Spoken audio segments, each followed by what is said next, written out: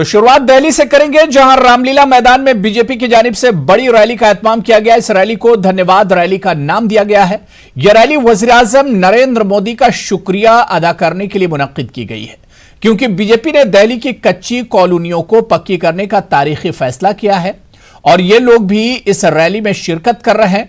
इस रैली को दिल्ली असेंबली इंतखाबात की तैयारियों के तौर पर भी देखा जा रहा है। चलिए, इस रैली में क्या कुछ इस वक्त चल रहा है, अपडेट लेने के लिए सीधे दिल्ली का रुख करेंगे, जहां से हमारे नुमाइंदे रवि मिश्रा इस वक्त हमारे साथ राजतौर पर जुड़े हुए हैं। रवि, एक तरफ तो माहौल पहले से ही दिल्ली का गर्म है सीएए को लेकर, और इस बीच में आज रामलीला मैदान में पीएम मोदी की रैली हो रही, बीजेपी की बड़ी रैली है। क्या यह मानकर चला जाए कि दिल्ली के चुनाव नजदीक है और बीजेपी कहीं ना कहीं आज उसका बिगुल बजा देगी?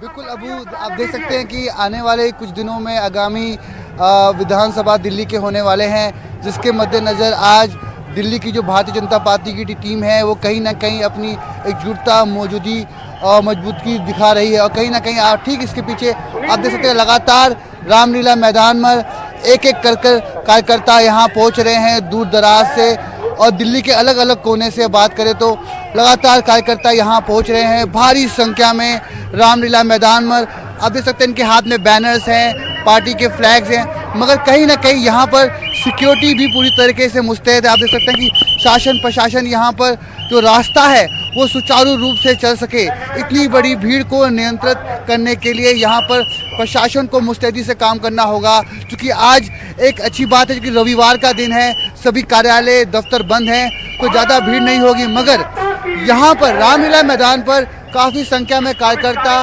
पार्टी के बड़े नेता यहाँ पहुँचे हैं, तो भीड़ लाजमी है।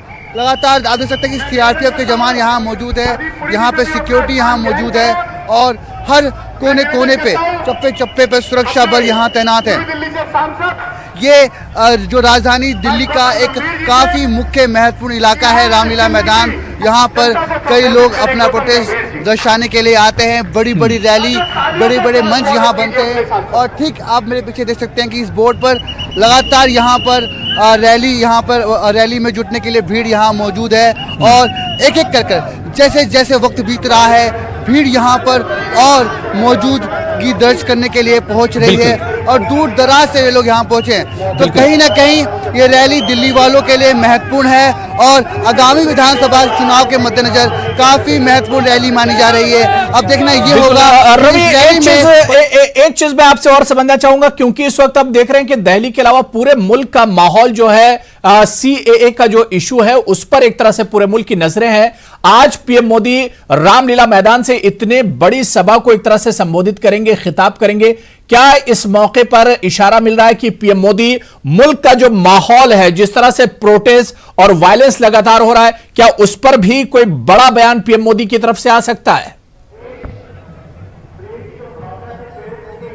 बिल्कुल अबू, बिल्कुल। देखिए, जो माहौल चल रहा है दिल्ली में बीते पिछले कुछ दिनों से, हम जो विरोध देख रहे हैं, आगजनी पथराव की घटना दिल्ली बल्कि भारत के अलग अलग राज्यों से हमें सुनाई दे रही है, खबरों में है। कहीं ना कहीं आज की इस रैली में प्रधानमंत्री नरेंद्र मोदी जो अपना वक्तव्य रखेंगे, तो क्या वो एनआरसी सीएए को लेकर अपनी बात रखेंगे? क्या जो विरोध देखने को मिल रहा है देश में, कहीं ना कहीं उस पर एक स्पष्टीकरण क्या नरेंद्र मोदी दे सकते हैं?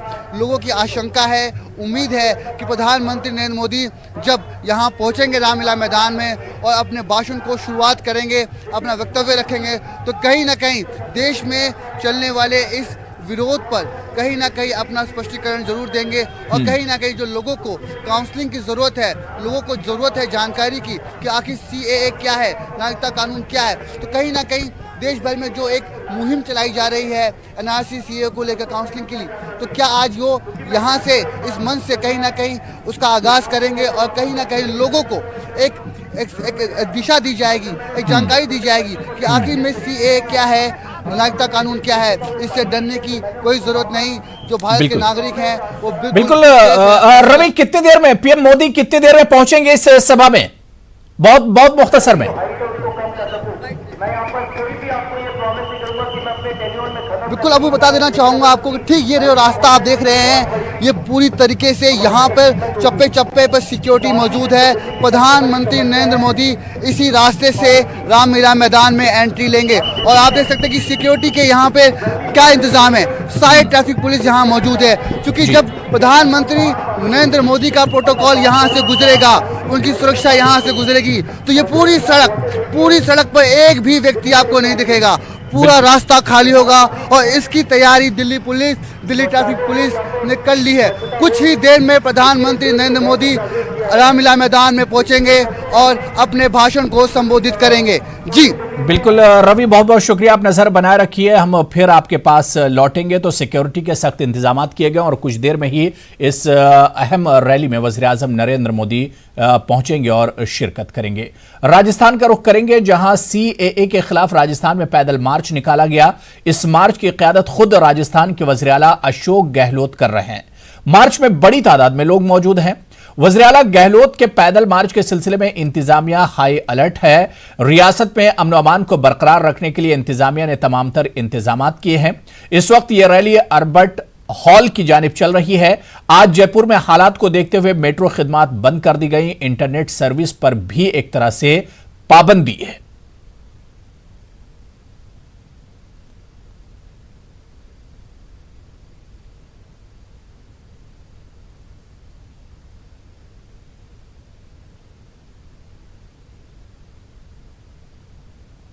वो कर ली गई है।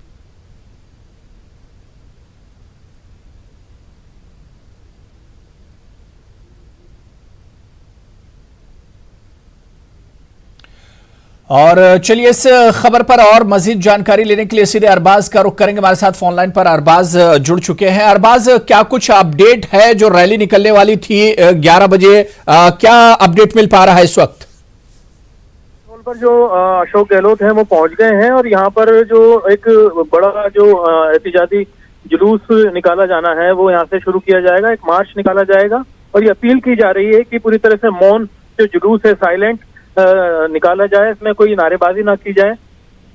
1 लाख से ज्यादा लोग यहाँ पहुंच चुके हैं तकरीबन। और जो एक देश बचाओ संविधान बचाओ जो मुस्लिम तंजीमों की तरफ से पीछे एक रैली की जा रही है, जिसमें एक सभा करने के बाद में वो लोग भी यहाँ मंच पर पहुंच रहे हैं। जो मंच से एक साथ यहाँ से मार्च निकाला जाएगा, जो कि अल्बर्ट हॉल से कुछ ही देर में सीधा गांधी सर्किल के लिए रवाना कर दिया जाएगा और वहां पहुंच करके जो है अपनी बात रखी जाएगी। तमाम जो तंजीमें हैं वो यहाँ मौजूद हैं। अक़लियती मामलात के जो मिनिस्टर हैं वो मुस्लिम तंजीमों के साथ में आ रहे हैं, जो कि सीधे इस बड़े जुलूस में सीएम के साथ में शरीक होंगे और यहाँ से एक साथ रवाना होकर के सीधे जो है अल्बर्ट हॉल से गांधी सर्किल के लिए कूच करेंगे। जो एक अपील यहाँ से की गई है वो ये की गई है कि किसी भी तरह का उग्र जो है प्रदर्शन ना किया जाए, कोई भी विरोध इस तरीके से ना किया जाए जिसमें कहीं भी वायलेंस जाहिर हो। पूरी तरह से नॉन वायलेंट ये जो है मार्च किया जाना है। ऐसे में एक जो अपील लगातार की जा रही है लोगों से, क्योंकि काफी तादाद में लोग पहुंच चुके हैं, रोड पूरी तरीके से भर चुके हैं और अब अंदर जो गलियों में और मोहल्लों में काफी तादाद में लोग मौजूद हैं, क्योंकि जब मार्च रवाना होगा, जब जगह बनेगी और जगह बनने के बाद में वो लोग पूरी तरीके से बाहर निकल करके आ सकेंगे। जो रोड है वहां पर 1 लाख से ज्यादा की भीड़ अभी मौजूद है। और भी लोग इसमें शामिल होंगे, लेकिन जो हुजूम है उसका पूरा अंदाजा तमाम लोगों का एक साथ जो है मार्च के लिए JLN रोड पर आने के बाद में लगेगा, क्योंकि अल्बर्ट हॉल से जो गांधी सर्किल की तरफ जवाहरलाल नेहरू रोड है वहां पर एक साथ जब इकट्ठे होंगे तब पूरा अंदाजा इस बात का लग पाएगा। लेकिन कुछ ही देर में जो ये जुलूस है वो रवाना कर दिया जाएगा, क्योंकि अशोक गहलोत हैं राजस्थान के चीफ मिनिस्टर, वो पहुंच बिल्कुल। अरबाज में एक चीज मैं इस रैली को लेकर समझना चाह रहा हूं, क्योंकि मुल्क भर में मुसलमान कहीं ना कहीं एक तरह से एहतजाज और प्रोटेस्ट कर रहे हैं, अपनी नाराजगी जाहिर कर रहे हैं। क्या इस रैली में कांग्रेस इस रैली का एक तरह से फायदा उठाना चाह रही है? और अशोक गहलोत एक तीर से कई निशाने साध रहे हैं, एक तरफ मुसलमानों की नाराजगी है और दूसरी तरफ कांग्रेस भी इस रैली में शामिल हो रही है। क्या अरबाज ये नहीं लग रहा है पहली नजर में कि इस रैली में एक तरह से सियासत भी हो रही है? सियासत तो इनकार नहीं किया जा सकता, क्योंकि ये एक तरह से ये कहा जाए कि ये पूरा जो प्रोग्राम था मुस्लिम तंजीमों का, उसको कांग्रेस ने हाईजेक किया है, अपने उसमें लिया है और तमाम लोग इसमें शरीक हुए हैं। लेकिन जो मैसेज उन्होंने मंच से देने की कोशिश की है उसमें ये कहा है कि ये कांग्रेस का ऑफिशियल नहीं है, ये आम लोगों का विरोध है। इसमें जो 7 अलग अलग सियासी पार्टी हैं उनको भी इन्होंने शामिल किया है। उन्होंने जो बैनर और जो झंडे लगाए हैं तो तिरंगों का इस्तेमाल किया है। जो पंजे वाले उनके जो झंडे होते हैं कांग्रेस के, वो कहीं नहीं लगाए गए हैं। कांग्रेस की जो टीम है वो इसमें एक्टिव है, लेकिन कहीं भी जो समाजी तंजीमें हैं वो आगे रखी गई हैं और कोशिश उन्होंने ये कहने की है कि इसमें कांग्रेस डायरेक्ट इन्वॉल्व नहीं है। लेकिन अगर देखा जाए जो पूरा फायदा है, क्योंकि चीफ मिनिस्टर कांग्रेस के हैं, तो जाहिर सी बात है कांग्रेस का एक जो फायदा जो इस पूरे इसका मिलना चाहिए, विरोध का वो मिल रहा है। लेकिन मंच पे बिल्कुल मैं अरबाज, मैं कुछ तस्वीरों में देख पा रहा हूं कि कुछ बड़ी तादाद में वकीला भी पहुंचे हुए हैं, जो वकील हैं, जो एडवोकेट्स हैं। क्या राजस्थान बार एसोसिएशन या जयपुर जो बार एसोसिएशन है, क्या उसकी हिमायत भी इस प्रोग्राम को हासिल है?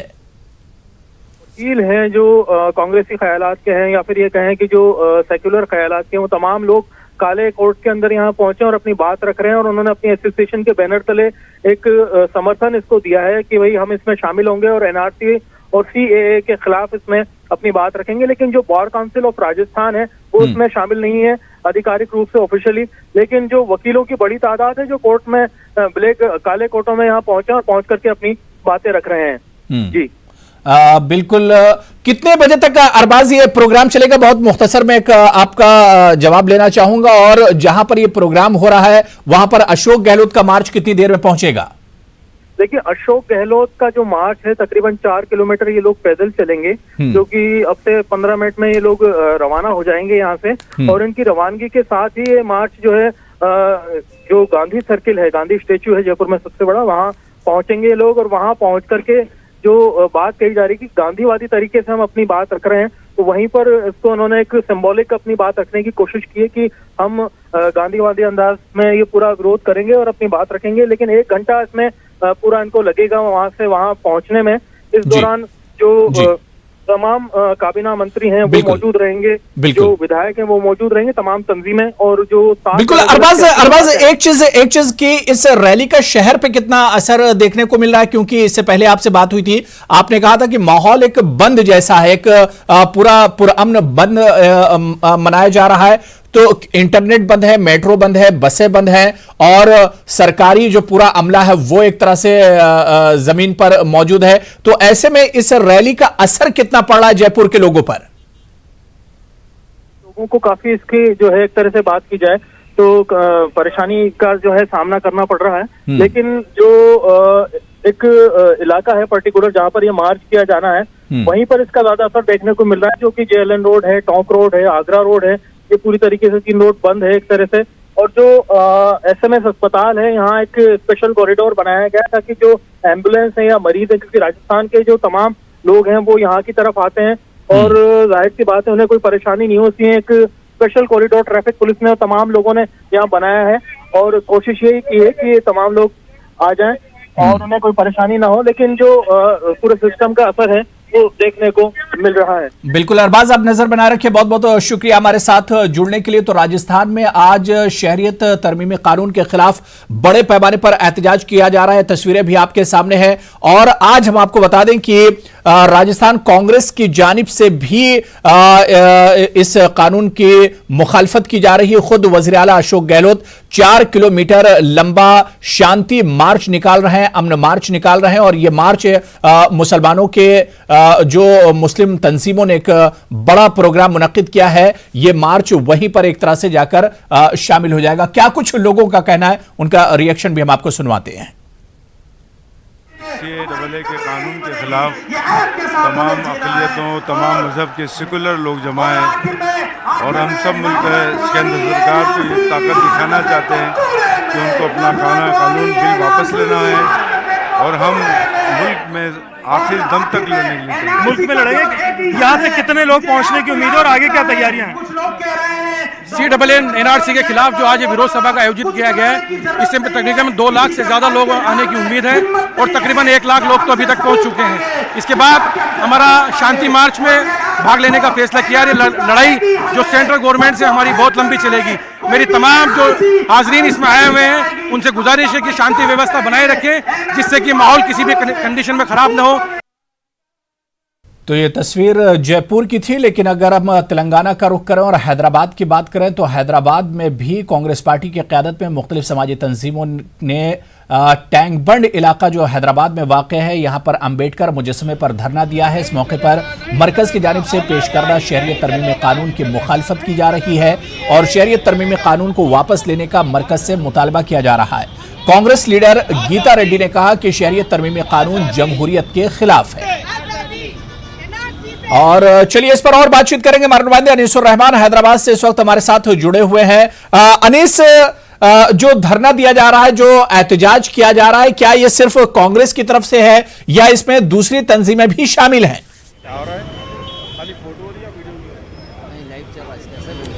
देखिए अबू, ये कांग्रेस पार्टी की एक ज़ैली तंजीम है, ऑल इंडिया प्रोफेशनल कांग्रेस, वो यहाँ के तेलंगाना चैप्टर की जानिब से ये किया जा रहा है। यहाँ पर अभी थोड़ी देर पहले तेलंगाना प्रदेश कांग्रेस कमेटी के सदर कैप्टन उत्तम कुमार रेड्डी भी आए थे।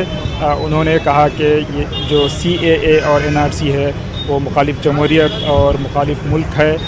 उन्होंने तेलंगाना के चीफ मिनिस्टर से भी मुतालबा किया कि वो इस एक्ट के से ताल्लुक़ से साफ बयान दे, वो ये यहाँ पर जो है उसको इम्प्लीमेंट करना चाहते हैं या क्या करना चाहते हैं, वो साफ साफ जो है एक बयान दे। मेरे साथ ऑल इंडिया प्रोफेशनल कांग्रेस के या मुकामी सदर जनाब इरफान साहब भी हैं। आइए बात करते हैं। इरफान साहब, बताएं आज जो प्रोटेस्ट हो रहा है क्या कहना चाहते हैं आप लोग? हमने ऑल इंडिया प्रोफेशनल कांग्रेस के तेलंगाना चैप्टर के जानिब से ये किया गया है। हम लोग एक मैसेज ये दे रहे हैं कि हम लोग स्टूडेंट के साथ है, पूरे इंडिया के पूरे हुकूमत के साथ है। हम लोग as a professionals and as a party हम लोग सब जो हादसे हो रहे हैं हर स्टेट में, हम उसके खिलाफ है। जो CAA जो भी अमेंडमेंट एक्ट किया गया पार्लियामेंट, हम भी उसके खिलाफ है, प्रोफेशनल्स के खिलाफ है, पूरे पार्टी वाले खिलाफ है, पूरे हिंदुस्तान के खिलाफ है। हम लोग तेलंगाना गवर्नमेंट से भी अपील करते हैं, CM साहब से भी अपील करते हैं कि वो एक स्टेटमेंट दिए, उनकी क्लैरिटी मालूम है उनकी उन लोग किसके साथ है, तो हम भी वो इरफान साहब, आप लोगों की जमात जो है प्रोफेशनल्स की जमात है और ये समझा जा रहा है कि जो एक्ट आया है इससे मुताल्लिक़ आवाम में काफ़ी कम जानकारी है। आप क्या समझते हैं, क्या इस ताल्लुक़ से कुछ मालूमात लोगों में बहम पहुंचाने की ज़रूरत है? आप क्या करेंगे अगर आपको मौका मिला? बिल्कुल अवेयरनेस की बहुत सख्त ज़रूरत है। लोग को ज़्यादा BPL फैमिलीज़ है और बहुत सारे के मिडिल क्लास फैमिलीज़, उनको भी नहीं मालूम CAA क्या है। वो अवेयरनेस कैंपेन भी हम लोग इंशाल्लाह शुरू करेंगे एज ए प्रोफेशनल्स ग्रुप्स के लिए थ्रू आउट इंडिया में। और ऑलरेडी हमारे शशि थरूर जी और हमारे south zone coordinator Geeta Reddy ji, हम लोग भी प्लान करें कि December 15 को हम लोग preamble to the constitution read करें हर चैप्टर में। उसके अंदर तेलंगाना चैप्टर से मैं रीड करा और हर डिफरेंट चैप्टर, मुंबई, महाराष्ट्र, कर्नाटक में हर डिफरेंट चैप्टर्स भी रीड करें, क्योंकि तो मालूमात ज़रूरी है। ये हिंदुस्तान सबका एक का नहीं है, ये अपने कास्ट के लिए डिविजनलाइज करना नहीं है हमको, कास्ट की वजह से सब में एक मिलकर रहना है, समझिए। मरकज़ी हुकूमत की जानिब से ये इशारे दिए जा रहे हैं कि ये जो एक्ट है इसमें शायद कुछ ढील दी जाए। आप क्या समझते हैं, क्या अगर कुछ होता है इस तरह तो ये एक्सेप्टेबल है हमारे लिए? ना, वो ये जो भी ये लोग कर रहे हैं, क्या ये जो जॉब्स के लिए, इकोनॉमी जो हो रही है उसको डिवीजन के लिए भी कर रहे थे लोग। ये उनका मसला ये है कि डिवाइड कर दो इकोनॉमी है जो पूरा बिल्कुल नीचे चले गई है, GDP नीचे चलेगा, डिवीजन टैक्टिक्स भी है। और यानी कुल मिलाकर अब कहीं ना कहीं इस कानून के खिलाफ एक तरह से कांग्रेस आर पार की लड़ाई के मूड में नजर आ गई है, जिस तरह से आम शहरियों के अलावा कांग्रेस अब एक तरह से सड़कों पर उतरती नजर आ रही। बहुत बहुत शुक्रिया अनीसुर रहमान हमारे साथ जुड़ने के लिए और इस खबर पर बातचीत करने के लिए। चलिए यहाँ पर छोटा सा ब्रेक लेंगे, कुछ और खबरों के साथ फौरन हाजिर होते हैं। तो शहरियत तरमीमी कानून और NRC पर जामिया के इलाके में काफी हंगामा पिछले कुछ दिनों में रहा है, लेकिन आज सुबह हालात मामूल के मुताबिक नजर आ रहे हैं। कालिंदी कुंज सरिता विहार रोड अभी भी बंद है, जिसकी वजह से लोगों को काफी दिक्कतों का सामना करना पड़ रहा है। जामिया इलाके में हालात मामूल के मुताबिक हैं, पर जामिया में आज भी पोस्टर और बैनर के जरिए एहतिजाज एक तरह से देखा जा सकता है। इस वक्त क्या कुछ नजारा है जामिया और उसके आसपास के इलाकों का और क्या कुछ हालात हैं, इस पर और बातचीत करने के लिए हमारे नुमाइंदे शहजाद खुर्रम जामिया के बाहर मौजूद हैं। लगातार शहजाद इस इशू को पहले दिन से ही कवर करते रहे। शहजाद, अगर आज की हम बात करें तो क्या कुछ माहौल है, क्या कुछ नजारा है, क्योंकि आप खुद जामिया कैंपस के पास मौजूद हैं, क्या कुछ हालात हैं इस वक्त के अगर हम बात करें?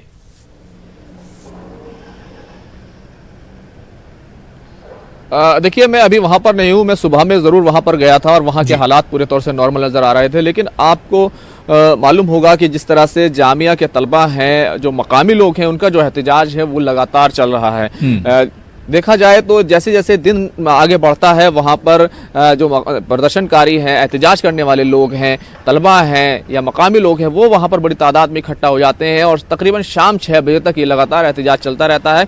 लेकिन उससे पहले मैं आपको बता दूं कि लोक जनशक्ति पार्टी इस पूरे मामले में कहीं ना कहीं जो जिस तरह से इस बिल की मुखालफत हो रही है, इस एक्ट की मुखालफत हो रही है, सिटीजनशिप अमेंडमेंट एक्ट जो अब एक्ट बन चुका है, कानून बन चुका है, उसके खिलाफ उसने एक तरह से नाराज़गी जाहिर की और कहा है कि वो चाहते हैं कि वज़ीर आज़म तमाम जो एनडीए के जो साथी पॉलिटिकल पार्टियां हैं उन सब की एक मीटिंग बुलाई जाए, बल्कि बेहतर तो ये है कि तमाम जो पॉलिटिकल पार्टियां हैं उनको इस मामले पर बुलाया जाए, क्योंकि मुल्क के जो हालात हैं उसको लेकर के काफ़ी जो है लोगों में काफ़ी तशवीश है। और एक अहम सवाल जो लोक जनशक्ति पार्टी की तरफ से उठाया गया है, महबूब अली कैसर की तरफ से उठाया, जो वजाहतनामा सरकार की तरफ से सामने आया है वो पूरी तौर से वाज़ेह नहीं है। कई तरह के सवाल हैं, खासतौर से एक सवाल ये है कि क्या जिस तरह से उसमें कहा गया कि आधार हो आपके पास, या वोटर आईडी कार्ड हो, LIC हो, या फिर किसी और तरह का जो सरकारी दस्तावेज़ हो,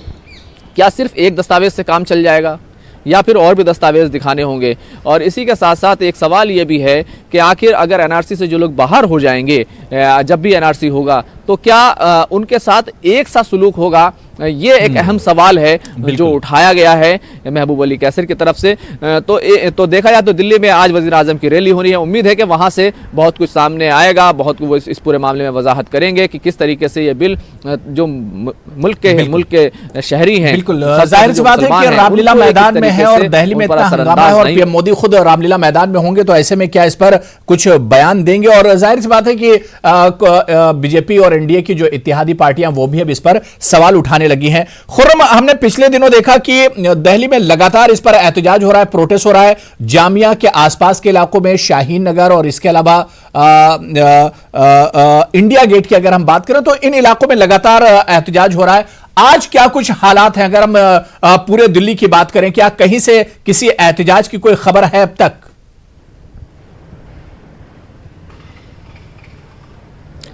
देखिए, जामिया मिलिया इस्लामिया का जो मेन कैंपस है वहाँ पर मुसलसल एहतजाज चल रहा है। आज वहाँ पर भी आज एहतजाज होना है। इसी के साथ साथ जंतर मंतर पर फिर से एक मरतबा एहतजाज की कॉल दी गई है, तो 3 बजे के करीब वहाँ पर एहतजाज होना है। लेकिन इसी के साथ साथ बहुत सारे एहतजाज अलग अलग जगहों पर अचानक से होने लगते हैं और कुछ लोग निकलकर सामने आ जाते हैं, तो एक माहौल है। लेकिन अभी जो 2 बड़ी कॉल हैं वो आप समझते हैं, जामिया मिलिया के इस्लामिया के मेन कैंपस पर एहतजाज होना है। शाहीन बाग और कालिंदी कुंज और जो नोएडा से जोड़ने वाला रोड है कालिंदी कुंज सरिता विहार रोड, वहाँ पर मुसलसल एहतजाज चल रहा है। उसको पिछले इतवार से बंद करना पड़ा है और अभी तक वो पूरा रोड बंद है। खुर्रम, बहुत शुक्रिया हमें अपडेट करने के लिए, जानकारी देने के लिए। आप नजर बनाए रखिए और सीधे इस वक्त हमें कानपुर जाना होगा, जहां पर शहरियत तरमीमी कानून और NRC को लेकर कई दिनों से एहतजाज का सिलसिला जारी है। कल भी कई जगहों पर कानपुर में तशद्दुद देखने को मिला। कल एहतजाजियों ने यतीम खाना पुलिस स्टेशन को नजर आतिश कर दिया था, कई गाड़ियों को आग लगा दी गई थी। इसी इलाके में आज हालात कदरे बेहतर हैं, सख्त हिफाजती बंदोबस्त किए गए हैं। शहर में हालात मामूल के मुताबिक हैं, पर कशीदगी अभी भी बरकरार है। और हमारे नुमाइंदे संदीप सविता कानपुर से इस वक्त हमारे साथ फोन लाइन पर जुड़े हुए हैं और कानपुर से जुड़ी उस वक्त बड़ी खबर आ रही है। आपको बता दें कि कानपुर तशद्दुद से जुड़ी हुई यह खबर है। आपको बताते चलें कि हाजी मोहम्मद सलीस पर फसाद भड़काने का मुकदमा दर्ज हुआ है। कानपुर से बड़ी खबर है, जहां हाजी मोहम्मद सलीस पर मुकदमा दर्ज हुआ है। बेकनगंज थाने में कई संगीन दफात के तहत मुकदमा दर्ज हुआ है। कानपुर में फसाद भड़काने का इल्जाम लगा है और जराए के हवाले से इस वक्त यह बड़ी खबर आ रही है, जहां पर कानपुर में तशद्दुद में अब तक 3 लोगों की जान चली गई है। और सीधे हमारे नुमाइंदे संदीप सविता हमारे साथ जुड़े हुए। संदीप, आज कानपुर में हालात क्या कुछ है? सबसे पहले इस पर मैं अपडेट चाह रहा हूं, उसके बाद जो खबर आ रही है उस पर भी कि दंगा भड़काने को लेकर भी पुलिस ने कई लोगों पर एक तरह से इल्जाम लगाए हैं। जी अभी उरर मैं आपको बता दूं कि जिस तरह से परसों से मुजाहिरा शुरू हुआ और उसके बाद फिर लोग उग्र हुए। बाबूपुरवा में सबसे पहले तनाव हुआ और बाबूपुरवा के बाद कल जब शांति हुई, दिन भर शांति रही, शाम 3 बजे तक शांति रही, लेकिन अचानक से यतीम खाने चौराहे पर फिर से जुलूस आ गया और उस जुलूस को रोकने की कोशिश की गई। जब जुलूस को रोकने की कोशिश की गई, एक बार फिर से वही दोहराया गया, पथराव हुआ, दोनों तरफ से पथराव हुआ और पथराव के बाद जब पुलिस थोड़ा सा बिल्कुल संदीप, जो इस वक्त खबर आ रही कि कई लोगों पर फसाद भड़काने का मुकदमा दर्ज हुआ है, कौन कौन लोग हैं और कितने लोगों पर यह मुकदमा दर्ज हुआ है? ये देखिए, जो अभी तक सूचना है वो नामजद, अगर सूचना बात की जाए कि नामजद जो मुकदमा दर्ज हुआ है वो हाजी मोहम्मद सलीस हैं, जो बेकनगंज थाना में जिन पर संगीन धाराओं पर मुकदमा दर्ज हुआ है और दबिश भी दी गई है। और पुलिस के मुताबिक उन पर कई धाराओं पर और खास करके दंगा भड़काने, 7 CLA ये मुकदमा दर्ज किए गए हैं, दंगा भड़काने का आरोप। बिल्कुल संदीप, आप नजर बना रखे, बहुत बहुत शुक्रिया हमारे साथ जुड़ने के लिए और इस खबर पर अपडेट करने के लिए। तो कानपुर में आज हालात कदरे बेहतर हैं और इस बीच में कई लोगों पर दंगा भड़काने को लेकर मुकदमे दर्ज किए गए हैं। न्यूज़ 18 के साथ लगातार आप जुड़े रहिए। फिलहाल इस बुलेटिन में इतना ही। आदाब।